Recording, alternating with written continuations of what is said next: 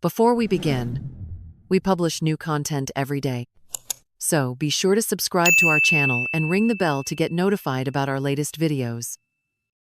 I never thought the sound of my own refrigerator humming would become the most peaceful noise in the world.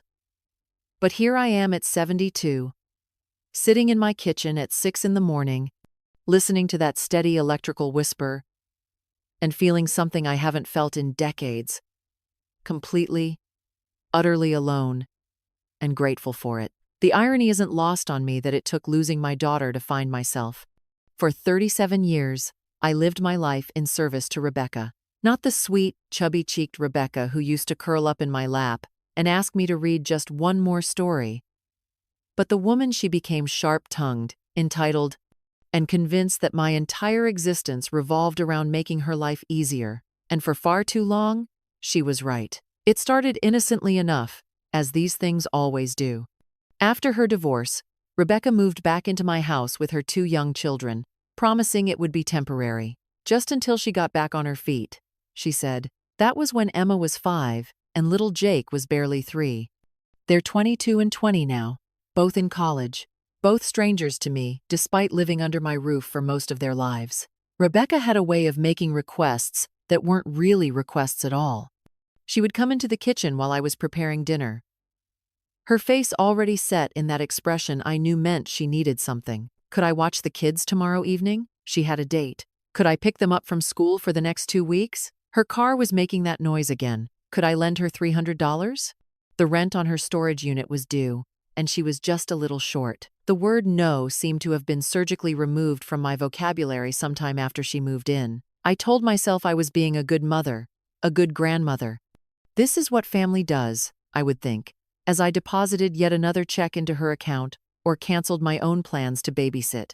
Rebecca worked hard, I justified. She deserved to go out sometimes. The children needed stability, and I could provide that. The years blurred together in a haze of packed lunches, forgotten permission slips, and late-night calls from Rebecca asking if I could come pick her up from whatever bar she had decided to grace with her presence. My own life became a series of accommodations and adjustments, all centered around Rebecca's needs, Rebecca's schedule, Rebecca's desires. My friends stopped calling after I canceled plans one too many times. My book club meetings became impossible to attend because Rebecca needed me to watch the kids. My Wednesday morning walks with Janet from down the street became a distant memory because Rebecca had started working the early shift and needed me to get Emma and Jake ready for school. The financial burden grew heavier each year. Rebecca contributed sporadically to household expenses, always with great fanfare when she did, as though she deserved praise for occasionally helping to pay for groceries in the house where she lived rent-free. My retirement savings, modest to begin with, dwindled steadily. I found myself cutting corners on my own needs while ensuring the children had everything they required for school, sports, and their various activities. Rebecca had a talent for making her problems seem urgent and catastrophic. Her car breaking down wasn't just an inconvenience. It was a disaster that threatened her job, her ability to care for her children, her entire future. Her credit card debt wasn't the result of poor spending habits. It was an unfortunate consequence of being a single mother trying to give her children the life they deserved. Every crisis required immediate intervention from me, usually in the form of money I couldn't really afford to give. The children, meanwhile, grew up seeing me as a fixture rather than a person. I was the grandmother who made their breakfast, helped with homework, and provided transportation to friends' houses and activities. But I was also the one who enforced bedtimes when Rebecca wasn't home, who had to say no to expensive requests because Rebecca had already asked me to cover her phone bill that month. I became the disciplinarian by default, the one who had to set boundaries that Rebecca undermined with her permissive attitude. When she was around, I started to feel invisible in my own home. Conversations happened around me but rarely included me unless someone needed something. Rebecca would make plans for family gatherings without consulting me. Assuming I would handle the cooking and cleaning, she would invite people over without warning, leaving me to scramble to make the house presentable and find food to serve unexpected guests. My health began to suffer under the constant stress. I developed chronic headaches and insomnia, My doctor asked about my stress levels during routine visits, but I deflected his concerns. How could I explain that I felt trapped in my own life? That the family I had loved and sacrificed for treated me like hired help? The breaking point came on a Thursday evening in March, 3 months ago now. I had spent the day dealing with a minor medical procedure. Nothing serious. Just the removal of a small skin growth on my shoulder. The doctor had advised me to take it easy for the rest of the day. Avoid lifting anything heavy, and make sure someone was available to help if I needed it. I had mentioned the procedure to Rebecca the week before, asking if she could be around that evening just in case I felt unwell. She had nodded absently, the way she always did when I talked about my health, and I had assumed that meant she would be home. The procedure went fine, but the local anesthetic left me feeling woozy and slightly nauseous. I returned home around 2 in the afternoon, looking forward to a quiet evening and an early bedtime. Instead, I found a note on the kitchen counter, written in Rebecca's hurried scrawl. Taking the kids to Dave's for dinner and a movie. Won't be home until late. There's leftover pizza in the fridge. I sat at my kitchen table, still in the clothes I had worn to the doctor's office, and felt something crack open inside my chest. Not my heart breaking that had happened too many times to count over the years. This was something else. It was the sound of my tolerance finally reaching its limit. That evening, without the constant noise and chaos of my extended family, I could hear things I had forgotten existed. The grandfather clock in the hallway that had belonged to my mother. The wind chimes on the back porch that I had hung 20 years ago but hadn't heard in years because someone was always talking, always needing something, always creating some kind of commotion. I made myself a cup of tea and sat in the living room, really looking at it for the first time in years. Every surface was covered with someone else's belongings. The coffee table was hidden under Jake's textbooks and Emma's makeup. The mantel held pictures of Rebecca's various boyfriends, but none of me. The bookshelves that had once held my collection of novels and poetry were now crammed with video games and Rebecca's collection of self-help books that she never actually read. Where was I in this house? Where was any evidence that Margaret Sullivan lived here, that this was my home, that I was anything more than a service provider who happened to sleep upstairs? The next morning, Rebecca breezed into the kitchen at 10 o'clock, looking refreshed and happy. She grabbed a cup of coffee and started telling me about her evening, how funny Dave was, how well he got along with the kids, how nice it was to get out of the house. I waited for her to ask how I was feeling, whether I had needed anything, if the procedure had gone well. The question never came. Instead, she launched into a story about Emma needing money for a class trip and Jake wanting to join the expensive summer baseball league. She talked about her own needs too: new tires for her car, a dental cleaning she couldn't afford, a work conference she wanted to attend. The conversation was completely one-sided, as they always were, with me listening and mentally calculating how much she was asking me to cover. That was when I realized something that should have been obvious years ago. Rebecca didn't see me as her mother anymore. I was a resource. I was the person who solved problems, provided money, and handled inconveniences. I was useful, and as long as I remained useful, I would have a place in this family.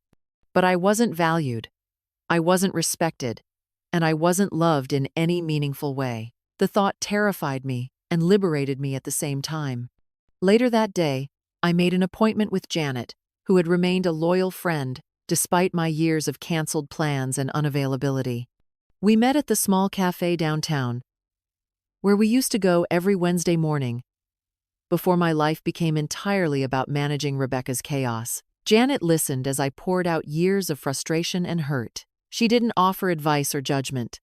She just listened, occasionally reaching across the table to squeeze my hand when my voice broke. When I finished, she was quiet for a long moment. Finally, she said something that changed everything. "Margaret, you've spent so many years being afraid of losing them that you never noticed you already have." The truth of that statement hit me like cold water. I had been clinging to relationships that existed only in my imagination. The Rebecca I was trying to please was the daughter I remembered from 20 years ago, not the woman who now lived in my house.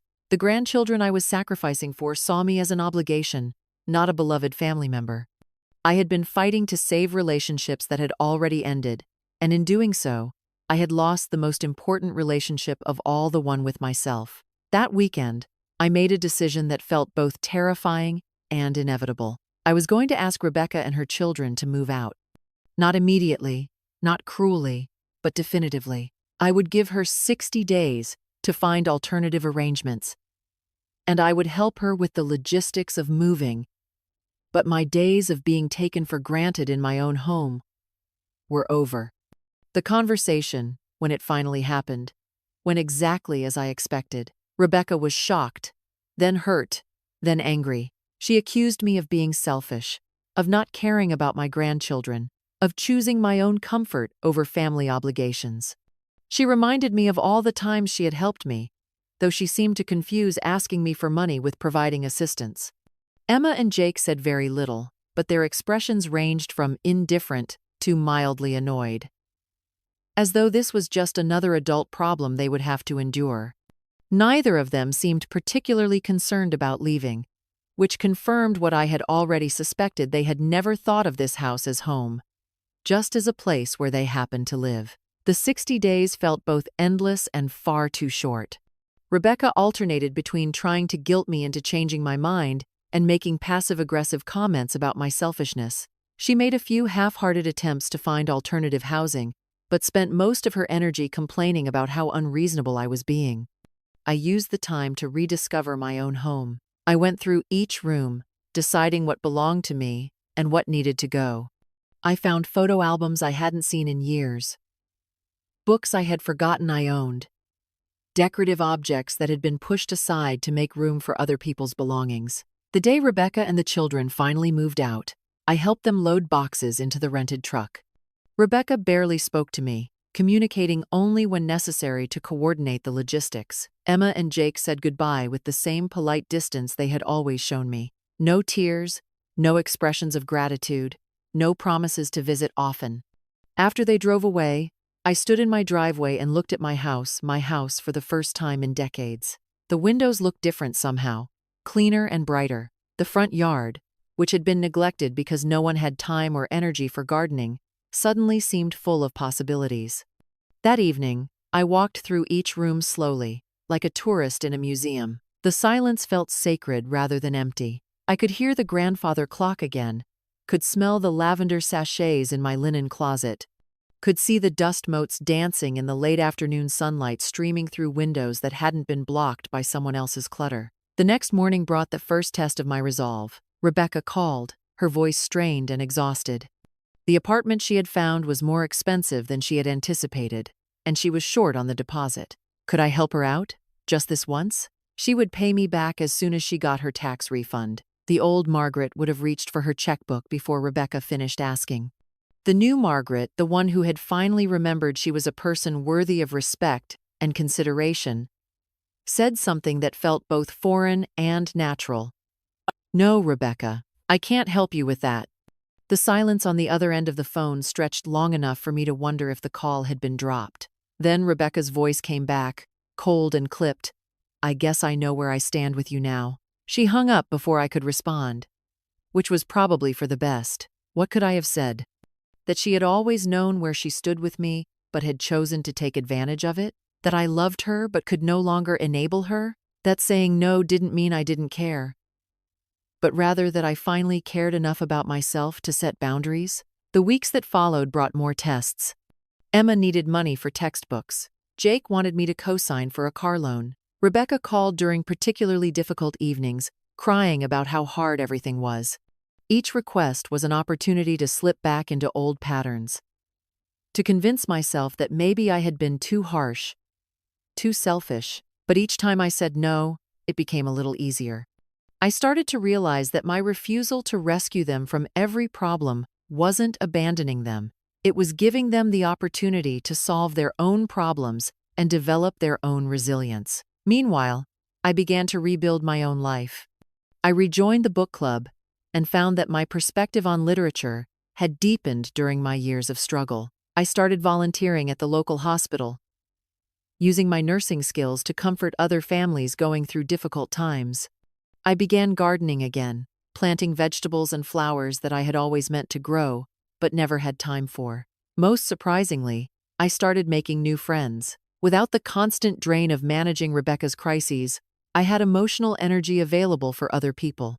I met Sarah at the book club, a widow my age who shared my love of mystery novels. I connected with Tom, a retired teacher who helped with the hospital's literacy program. These relationships were different. They were based on mutual respect and genuine affection, rather than need and obligation. 3 months after Rebecca moved out, I received an unexpected call from Emma.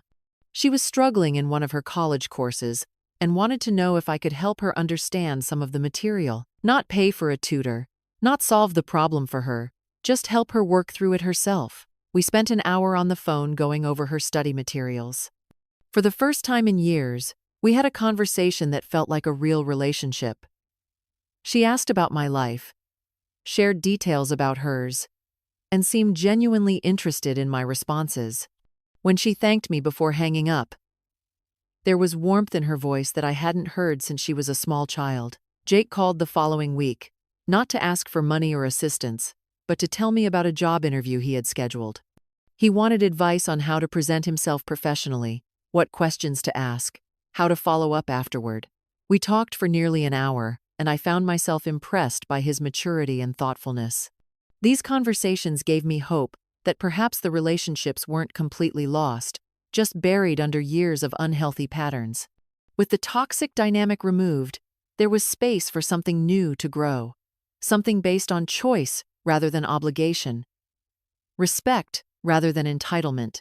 As for me, I'm discovering that there's something profoundly peaceful about living a life that belongs entirely to you. My days have rhythm and purpose that come from my own choices rather than other people's crises. I wake up each morning knowing that whatever happens, I won't be asked to sacrifice my own needs for someone else's convenience. The house feels alive again. I've repainted several rooms in colors I love but had never chosen because they wouldn't be practical with children around. I've rearranged furniture to suit my own comfort rather than accommodate other people's belongings. I've filled the rooms with music, books, flowers, and art that reflect my own tastes and interests. Last week, I hosted my book club meeting for the first time in years.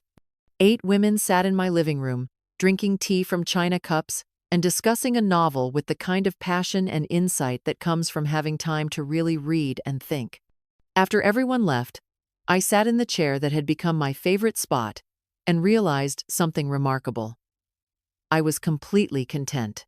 This morning, I woke up before dawn and made coffee in the quiet kitchen.